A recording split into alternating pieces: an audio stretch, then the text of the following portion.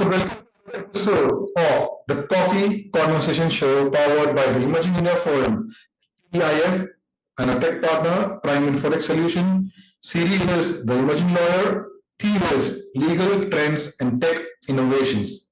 So, we have with us guest speaker Raghav Muthana. He's a partner at IndusLaw and an expert in tech and corporate advisory. Raghav brings with him a wealth of experience spanning investments, mergers and acquisitions, and data law. He has been instrumental in guiding clients through the complexities of the modern legal landscape.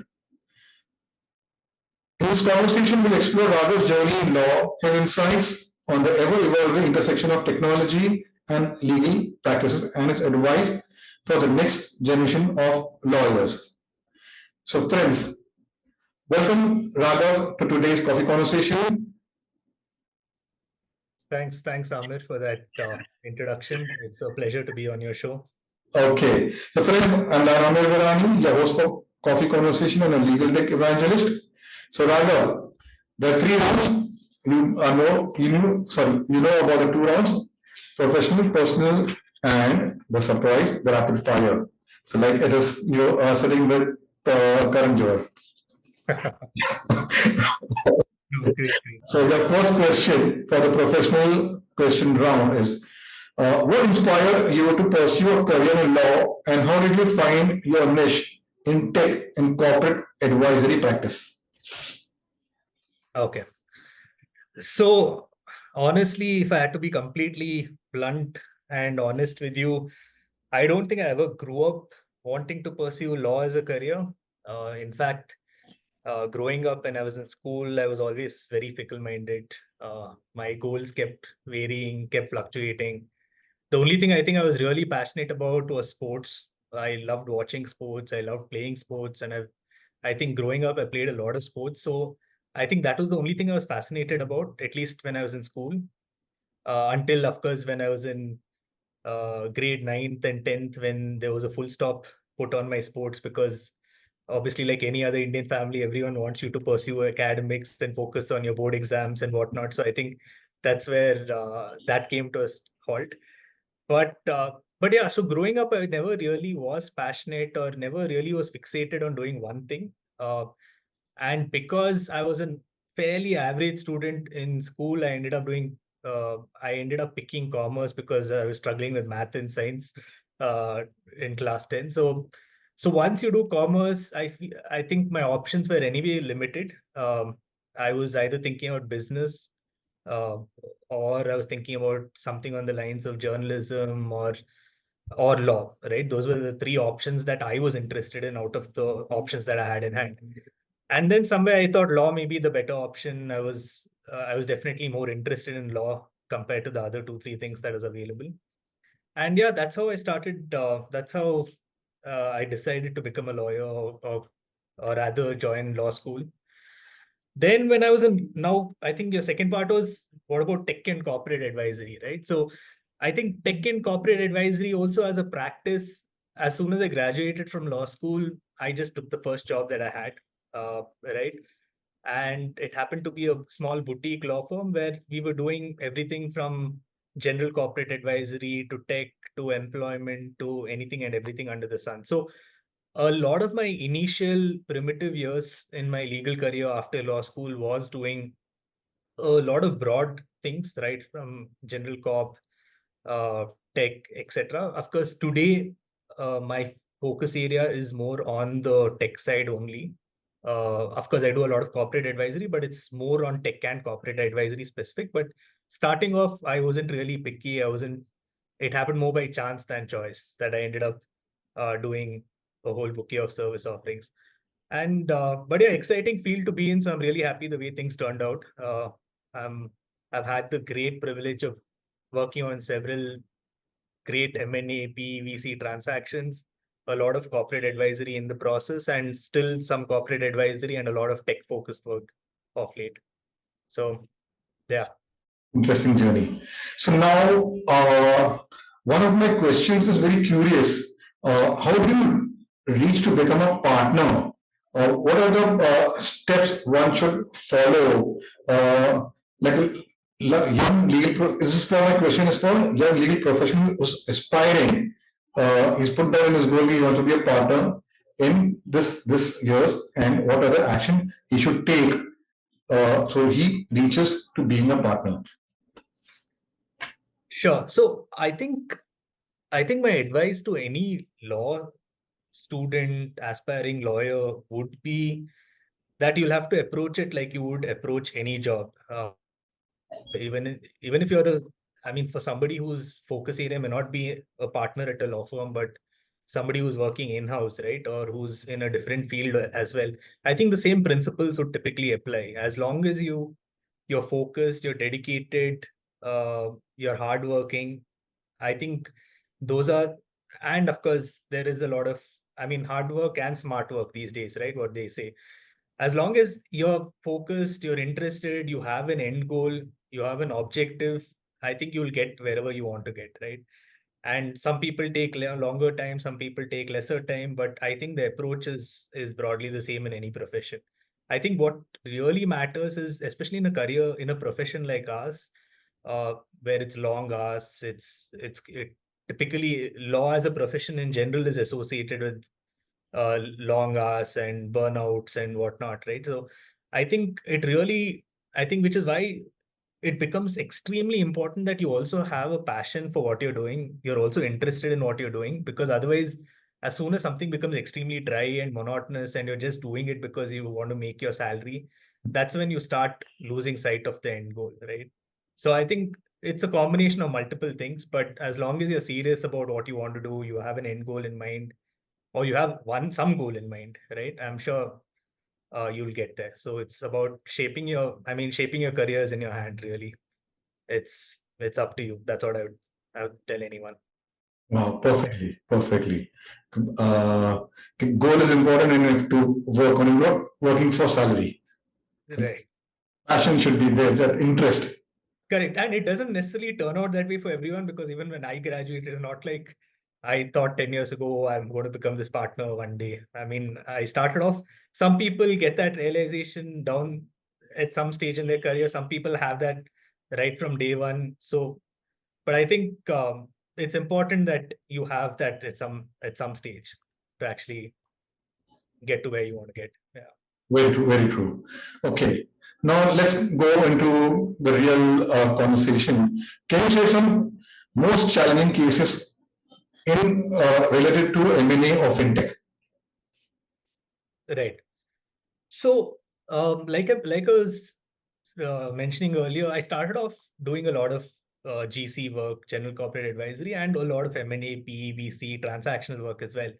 So I was very fortunate to have worked on a lot of interesting matters. I think I've been fortunate to work on investments, representing both investors and companies receiving investments on multiple deals.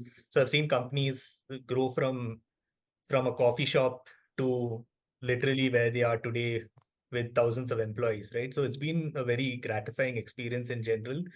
I think sometimes just the satisfaction of seeing somebody grow itself is a rewarding experience.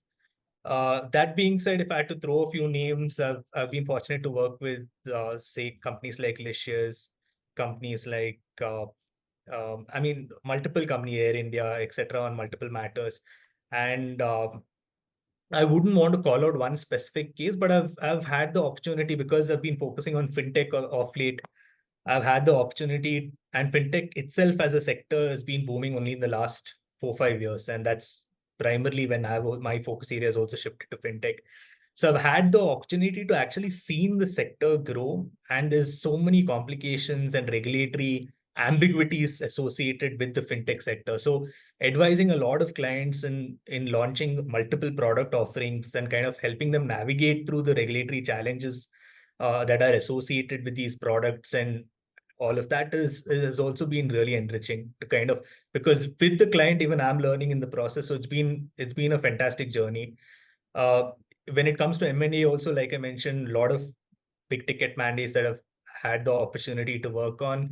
I've also had the chance to work on one of the SPAC transactions that came in, that started trending a little later on, right? So SPAC transactions in general aren't very common, but they started in the early 2020s, etc., is when you started seeing these deals pick up in India, or rather the concept being seen in India in terms of cross-border transactions.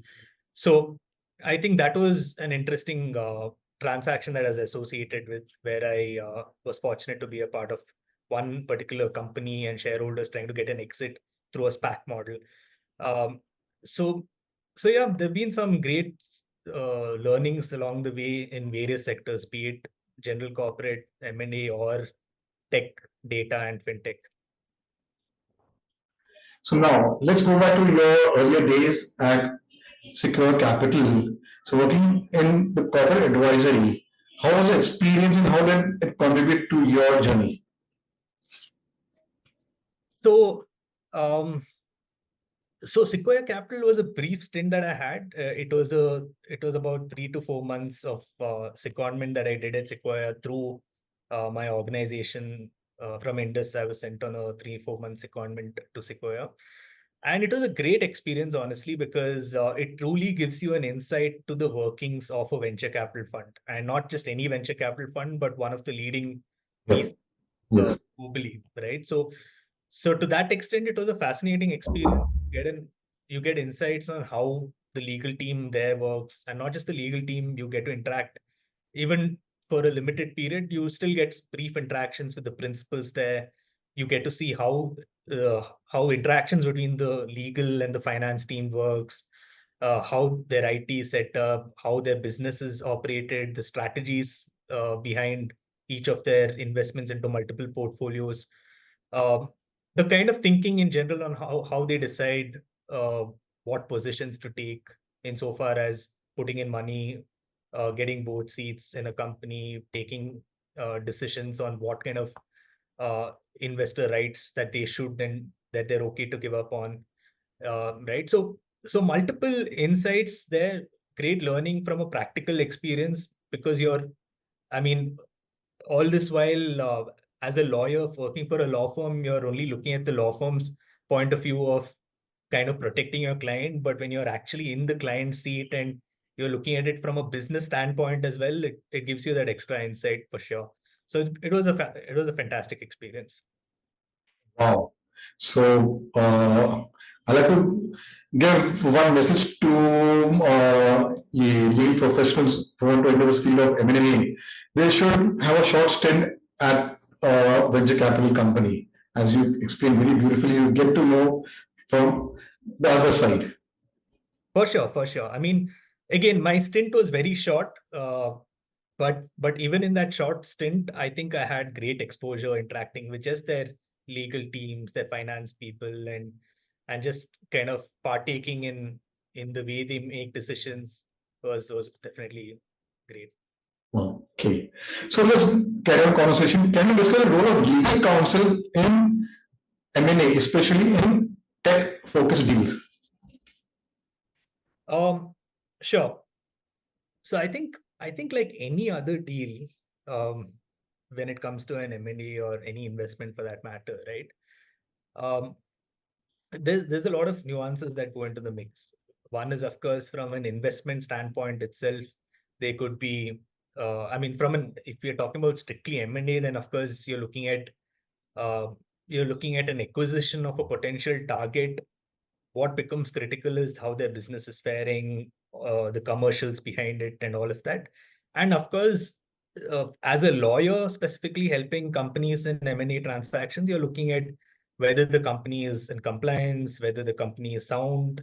You have financial support through EY and all these tax guys who are anyway assisting with the finance and tax diligence. But as lawyers, our main job is, of course, the transaction documentation and the legal due diligence, right? So I think from that standpoint, there's a lot of things that we need to be mindful of, and that we look into, right? Insofar as whether they have necessary licenses, whether their cap table is sound, whether everyone was issued shares accurately, the shares that you're acquiring, whether the company itself has compliances in place, whether it's corporate secretarial compliances or whether it's even compliances from a business and labor law standpoint, right? So there's a lot of things that one needs to be mindful of, and that's no different for a tech-focused M&A deal as well, because even in a tech deal, or rather in an M&A deal, where primary business of the target is technology or tech-related work, the same standards of kind of compliance apply, right? And I think, of course, depending on what kind of specific sectors the target is in, like let's take finance, for example, right? If you're a fintech company, today regulations are vast. There's so many regulations by so many regulators. If you're a stockbroker, in the tech space also, like let's talk about any of the leading stockbrokers today, right? Grow or Zero, whoever it is, they're bound by so many regulations from SEBI, despite being a tech company, because ultimately the main business is stockbroking. So, so that was just an example. Even if you're in the digital lending space, you're in the mutual fund distribution space, UPI, whatever it is today, you're subject to a whole bunch of regulations, directly or indirectly. Sometimes you're not directly regulated, but if you're partnered with a regulated entity, they kind of pass on obligations on you. So there's a lot of legal angle in here, even in M&A in the tech space, that has to be accounted for. And so, yeah, that's Beautifully explained. So now, how do you approach the implementation of ESOPs and equity incentive schemes for your clients?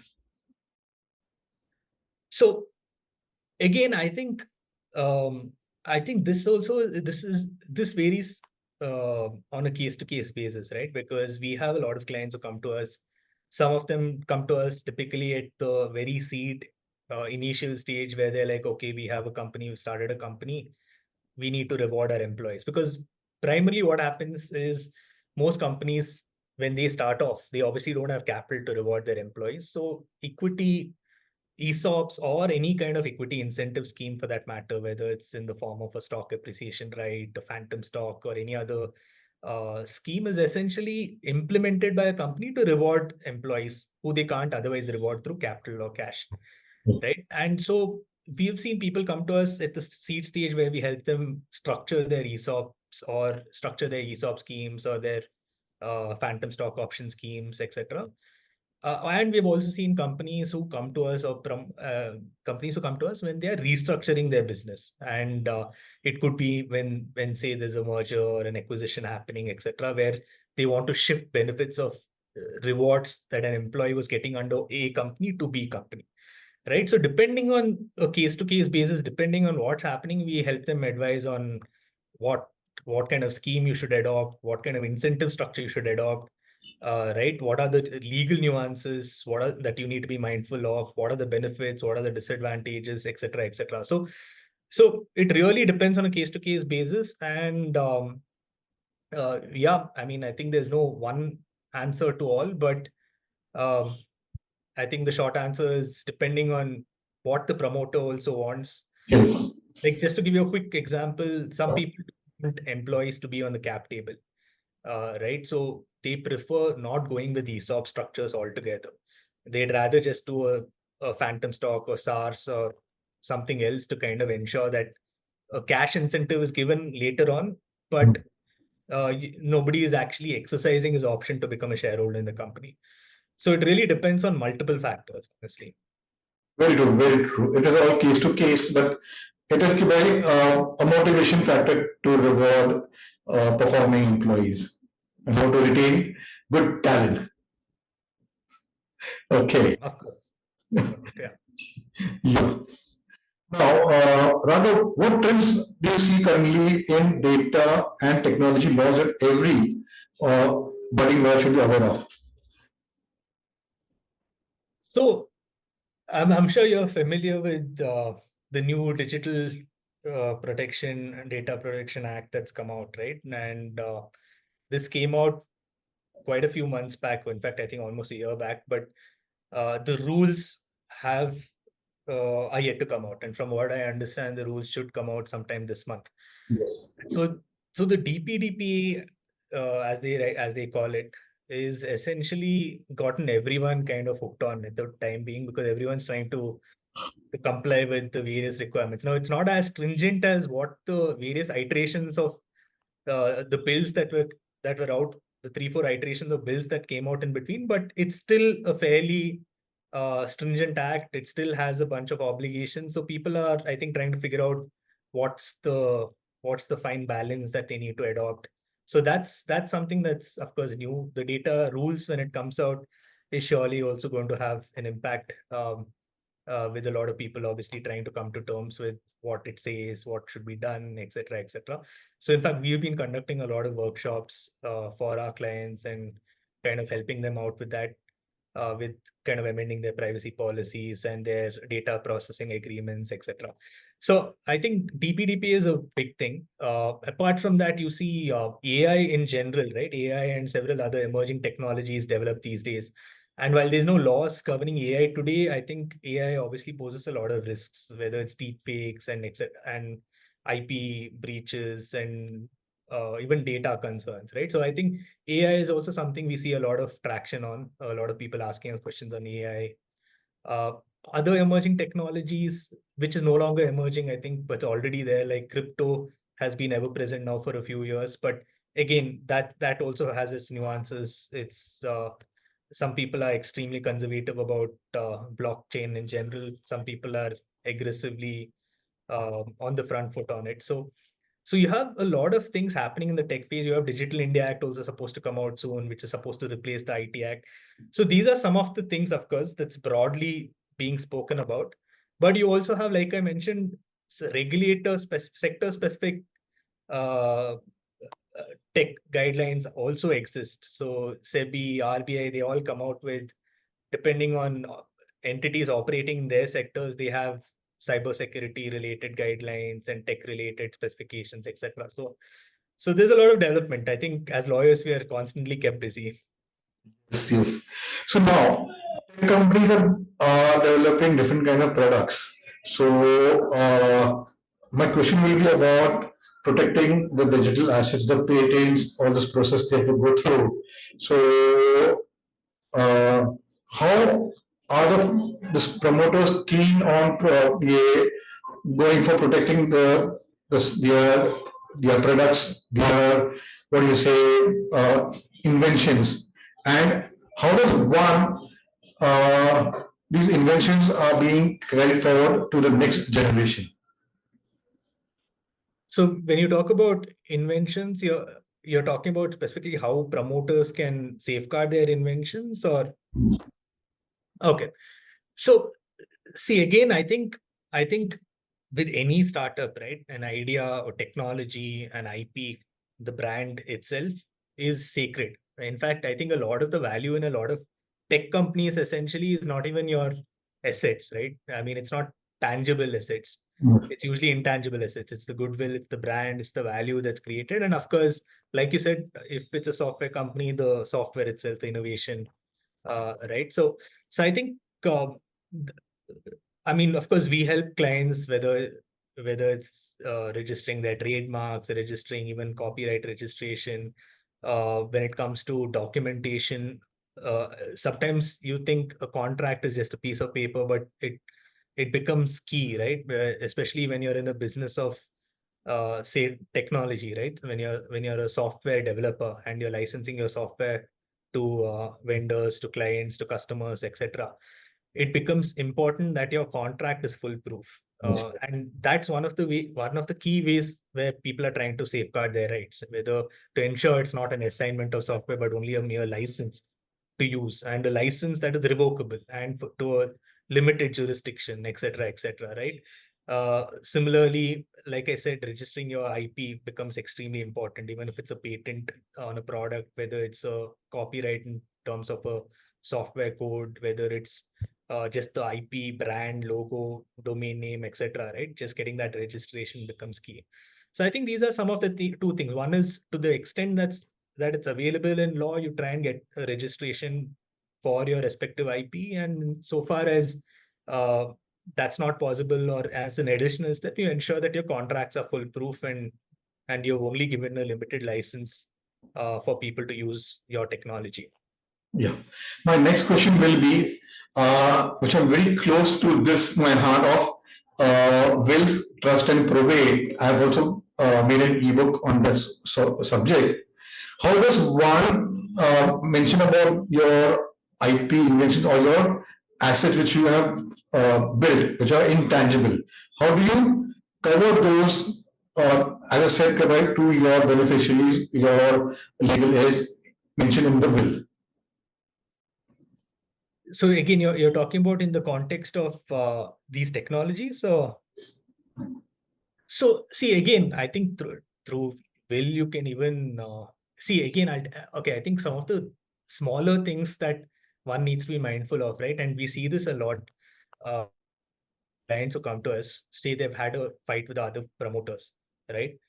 What typically we see a lot of companies, what we see is the promoter in his individual capacity would have got the domain name registered or would have got the Yes. trademark registered and not in the name of the company.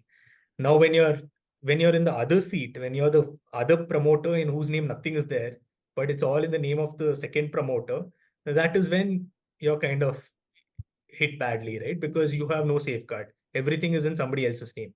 And while most of the time things, I mean, there's a lot of trust when you're running a business. Sometimes when there is a dispute, then you don't know what to do because you hardly have any recourse against somebody who's taken it in his individual name. So tomorrow, even if the company is running well, you have hundreds of customers. If you don't own that IP, if you don't own that technology and everything belongs to the individual and not the company, then that becomes a big problem. And the reason I brought that up is even when you talk about estate planning, when you talk about, I mean, transferring some of these key rights, you can do that only if it's in your personal capacity, right? If it's in the name of the company, then you can't really do that. You need a share. I mean, you need to first get the IP transferred to the respective individual, and then you pass on the IP through will, which is doable from what I understand.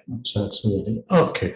Good things because I'm building up what do you say case studies with different coffee speakers. Last week I was doing coffee conversation with someone Gaurav. He's into crypto and what is it blockchain industry, working with government agencies and with private companies. So I pose this question, कि भाई, this is a type of what do you say digital currency, digital asset. How does one mention in will? Because this is a huge amount is being built up by individuals in this crypto money. Right. See, also, by the way, just to clarify, even on the previous thing, right?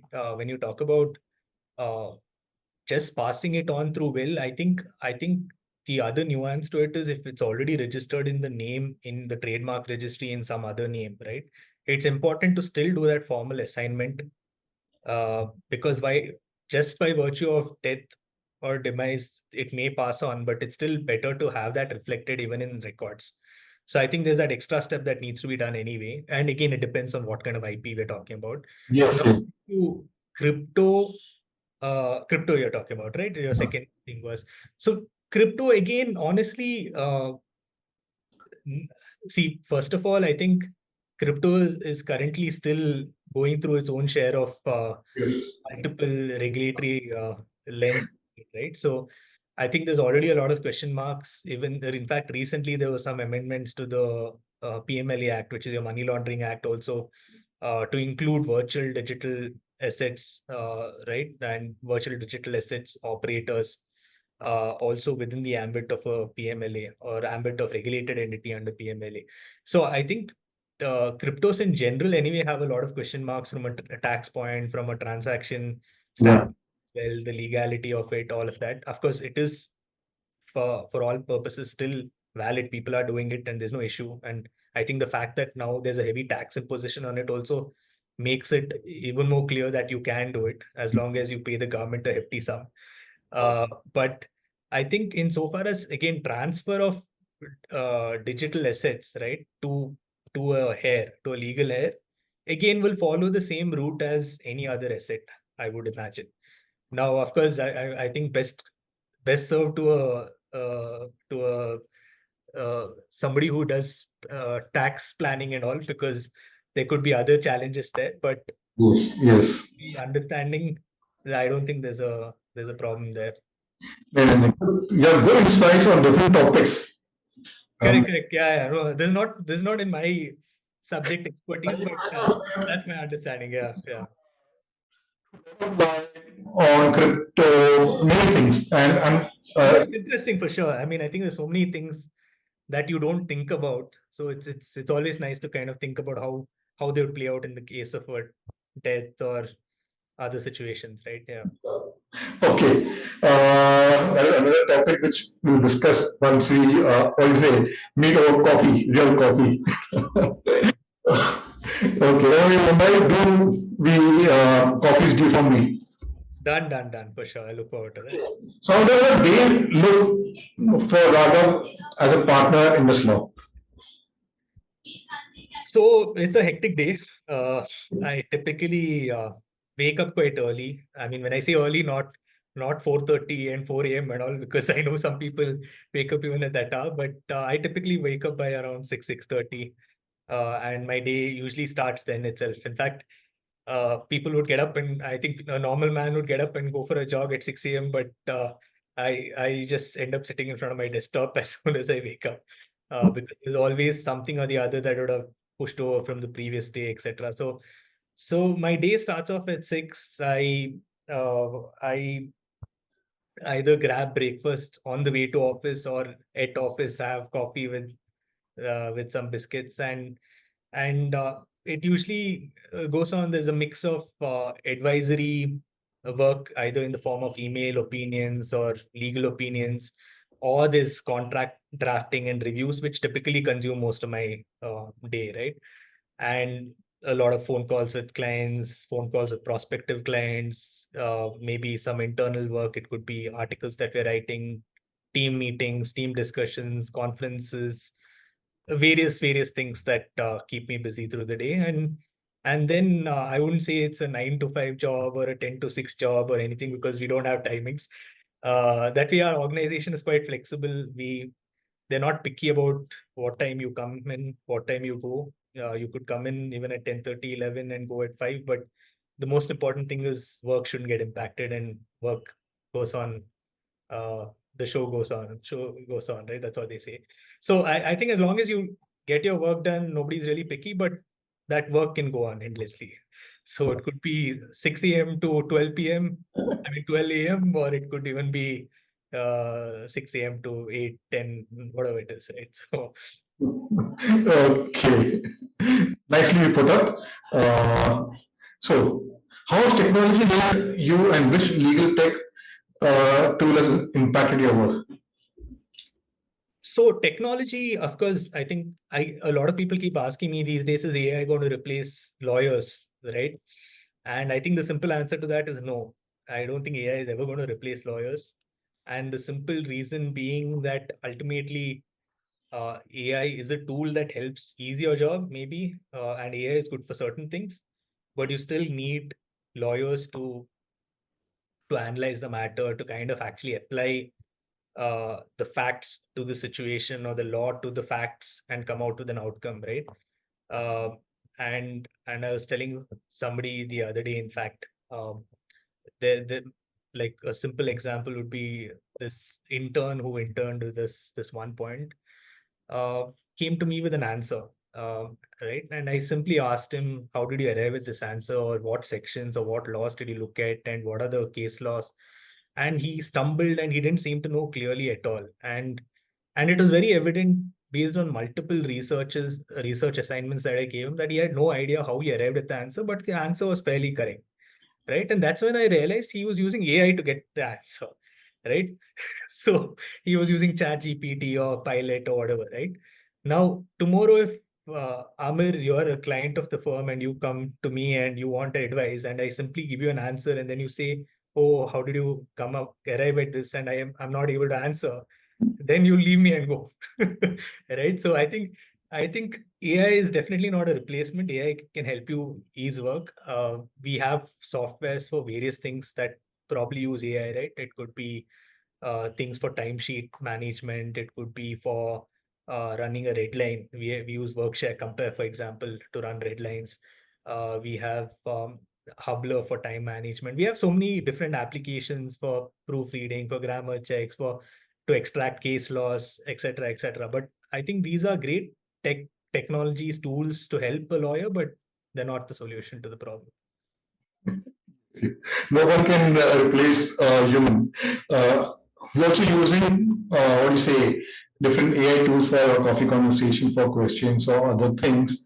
But ultimately, if I'm making AI person with my voice modulation, having a conversation, it wouldn't be like I'm doing. That look, feel won't be there. People get with deep fakes that cybercrimes are happening. Yes, they're happening. But in a conversation, real conversation, you need real people. Emotions are there. We are social animals. Absolutely, absolutely. Okay, so my last question: what advice would you give to young lawyers who want to specialize into tech and corporate advisory laws? So I think this is going to almost overlap with the earlier answer I gave on what Um, to become a partner, etc. Right? I know. Yeah. So I think my advice to any law student would be, and sorry, is this in specific to tech or Corporate advisory laws. technology laws or corporate and technology laws? Yeah. So I think this would apply to any field, to any law grad who wants to focus on something. He or she obviously need to be interested in that subject, whether it's Yes. Yes. technology law, whether he or she wants to become an employment lawyer, become a M&A lawyer, whatever it is. It's important to actually like what you're doing. And I don't, and I mean, I may sound like a hypocrite because when I started off, I don't think I had absolute passion or love for anything specifically. But I think on the job, I started developing a liking to what I'm doing. And so at least if you get there and if you start liking what you do, I think it's important because unless you like what you're doing, it becomes really dry and it becomes difficult, especially in a profession like ours that involves long hours and Hmm. Very well said. That interest should be there, the passion should be there. Now, Raghav, who inspired you? How do you follow from the legal world? from the legal world. Um, Honestly, again, this is like, why did I choose law? I didn't have one or two people or anyone specifically that I looked up to because, like I said, law itself happened by chance and not by choice. I wouldn't say by chance completely, but yeah, it was a decision made late in life. Yes. Uh, so I didn't grow up thinking, oh, I mean, I'd obviously heard of the Jet Milanis and the Harish Salvis, but I wasn't really thinking of them as icons and figures Hmm. for myself, right? But that being said, of course, once I got into law school and I was studying, of course, you get yourself you familiarize with some of these legal icons and legends, right? And I think that's when obviously a lot of the disputes, senior counsels like Salve itself, for that matter, or an Abhishek Manu Singhvi or a Kapil Sibal. They all inspired me in the sense, not that I was following their cases actively, but at least the few times that I got the chance to see them speak at an event or even saw them on TV or YouTube. I mean, just the way they could conduct themselves is something that really inspires you in general.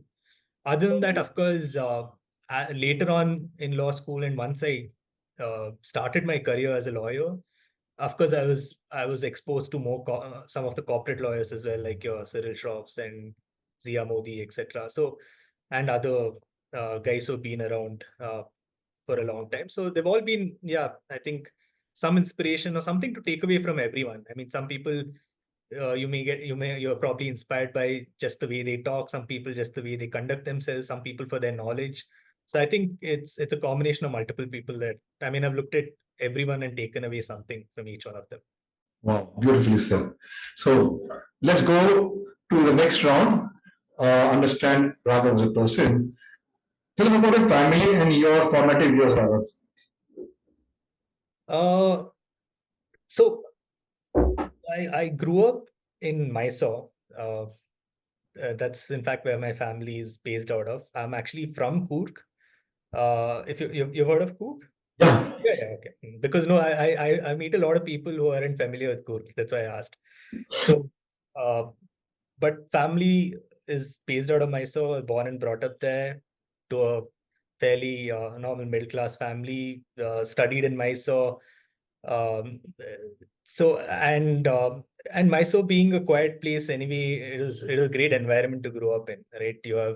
It's a friendly neighborhood, small city, but small enough with enough things to do for fun as well. So it was great. I mean, childhood growing up, and my family again. Um, my father is a planter, and my mother is a multitasker. She's done multiple things, and she continues to do multiple things, whether it's taking care of the house or working at a full-time job in a multinational company. And so it's so I think growing up, that's what I was given all the tools to kind of um, get to where I am. And like I said, I was an average student, so I also got my share of beatings as a kid. So it was, but I mean, I think it was fantastic background in general. And I think when you talk about role models, I think I didn't have to look beyond my house for role models, because I think my family itself, my mother in particular, was like a role model to me. And yeah, I think it's like they say, I think your background really helps also become who you are. Yeah. So now let's talk about your suggestions. If someone wants to visit Mysore, so what are the places you should visit, and for food, other things, like make an itinerary for someone who's visiting Mysore. It's a very beautiful place. Yeah, of course. In fact, you should visit Mysore. Have you ever have you been to Mysore? Yeah, during my what do you say, ये school had organized a tour to Mysore and Bangalore. Okay, so many years ago. Many years ago. So I've got I'm a collector, so whenever I visit places, I buy some things from that place. So I bought some like I'm trying to recollect sandalwood soap I bought from there. Yeah, so another sandalwood products.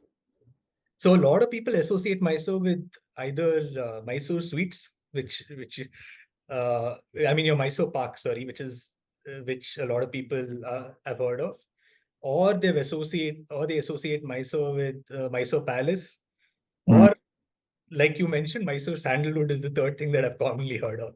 But I think there's so much more to see in Mysore. I mean, apart from the palace and the zoo, which is another famous thing, you have uh, you have multiple things really. I mean, you have some famous churches, you have a famous hill, some famous temples, you have the Kaveri River, the KRS Dam, and the Kaveri River on the back, Kaveri backwaters rather at the outskirts, which is a popular place to actually go and enjoy nature. And you have a lot of things, and it's close proximity to other tourist spots like Coorg and Ooty and yeah, and even Kerala for that matter, Wayanad, etc. So yeah, it's there's a lot to see, there's a lot to do, and more importantly, like I said, it's a nice, quiet place. So if you ever want to consider retirement at a quiet place with all the new things that are also there, whether it's shops and cafes and etc., I think you should consider Mysore as your next destination. Wow, that's I can see a smile on your face. Ki you're making a retirement plan. I'm far away from retirement. I would love to, I would love to retire, but Not now, but you are visualizing which place to go. yeah. I mean, we shall see. Yeah. Okay. Uh, how the college? Sorry. Uh, the- what does your college memories? What memories did you have of your college? College, I have great memories of college. I barely studied, which I shouldn't be advocating in a channel like yours. No. There's a lot of aspiring lawyers. So whoever's listening, please don't follow my take on college life. But yeah, I mean, college was honestly a wonderful experience. Not personally, not from an academic standpoint, but in general, just I think the fact that the one thing that I did take advantage of my college was because it was not the strictest college in terms of an academic curriculum or in terms of attendance or in terms of having hundreds of dissertations and various other requirements.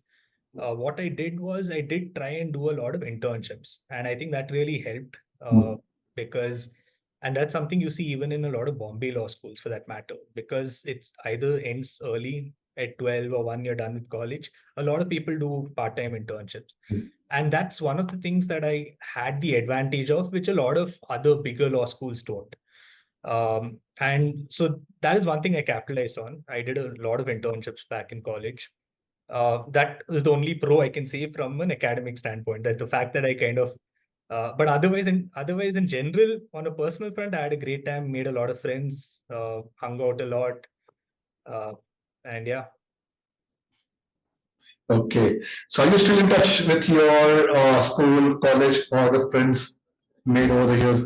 Yes, yes. In fact, some of my closest friends today are still friends from college. And fortunately, all four, five, six of us still happen to live in Bangalore, or at least most of my close friends are still in Bangalore. So that's a great thing. So we get a chance to still hang out every once in a while. Yeah. So that's one of the good things. Yes, yes. So now, Raghav, how do you spend your weekends, or any favorite activity or places you like to visit over your weekends in Bangalore? Uh, Again, I honestly don't get too much time to do too much, unfortunately. But whenever I do get the chance, I tend to go out. I tend to go out either shopping, go for the movie with my wife.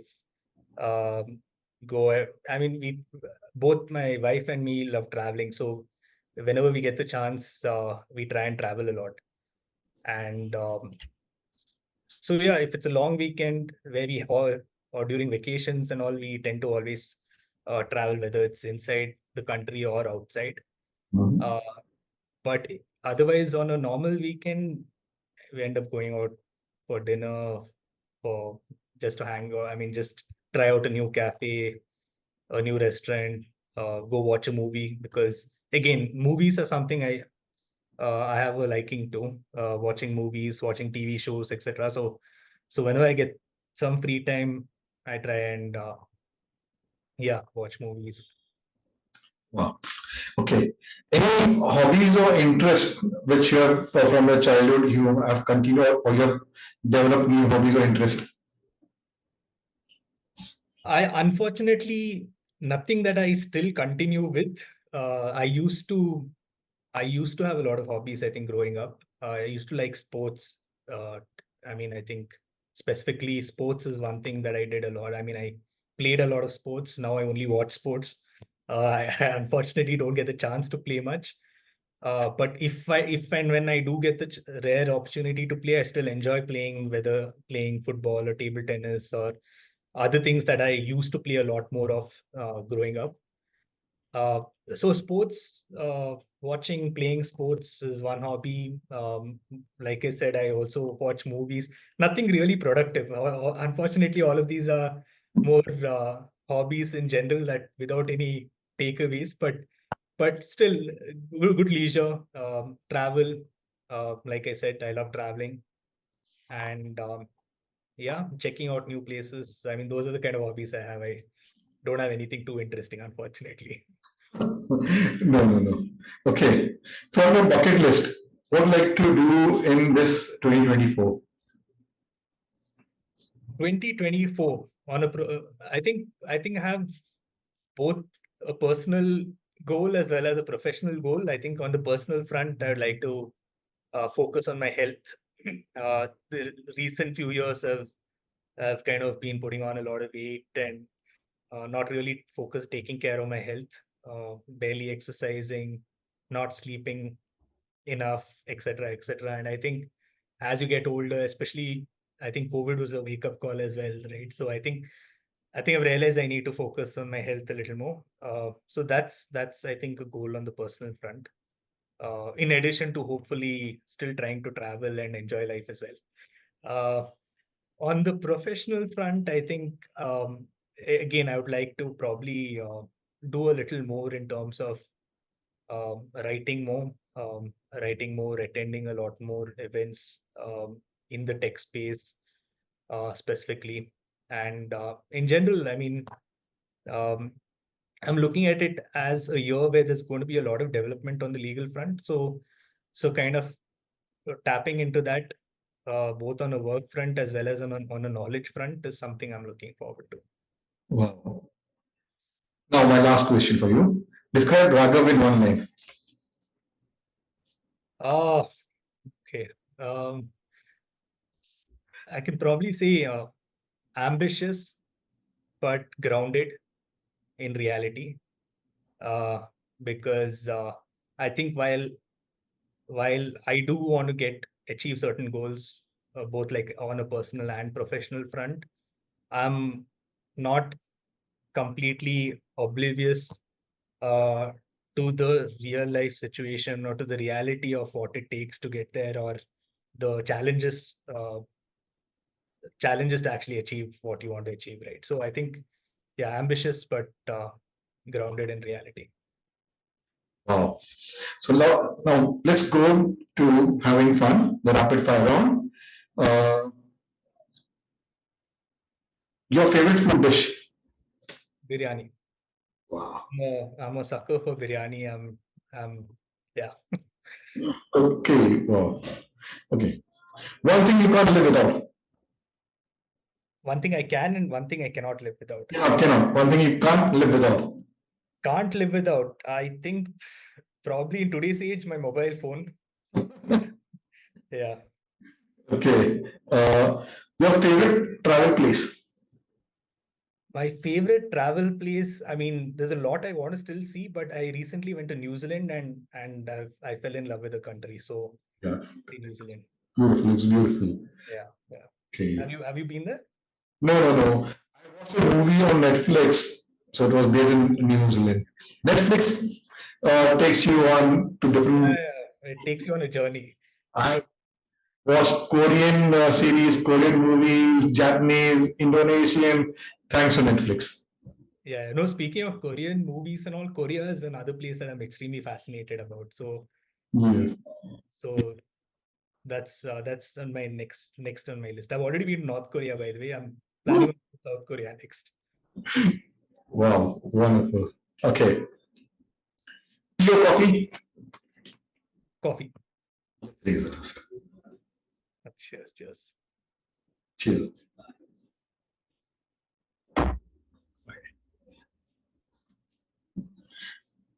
The biggest inspiration in life? Biggest inspiration as in person, or anyone from your family, friends, relatives, legal, anyone? Okay, I think my mother is my biggest inspiration. Okay. Your favorite song? Favorite song? That's a tough one. I have so many favorites, but I would probably narrow it down to Coming Back to Life from Pink Floyd. Wow. Interesting song. Yes. Okay. So you did very well because most of the answers you have given in the conversation, which couldn't want to repeat, but the last one why I asked was yes, I want to give a gratitude to your mom because yes, mom do play because my mom is my what do you say a motivation for us the siblings. Yes, she made a lot of sacrifices and made us what we are today. She's no more. So that's why I asked you this question again in her memory. So, okay. So you did well, and this book will be quoted to you, autographed by me. Do go through, and it will really help because all about different legal technology and legal tech and technology is your favorite topic. So this will help you. Thank you so much, Amar.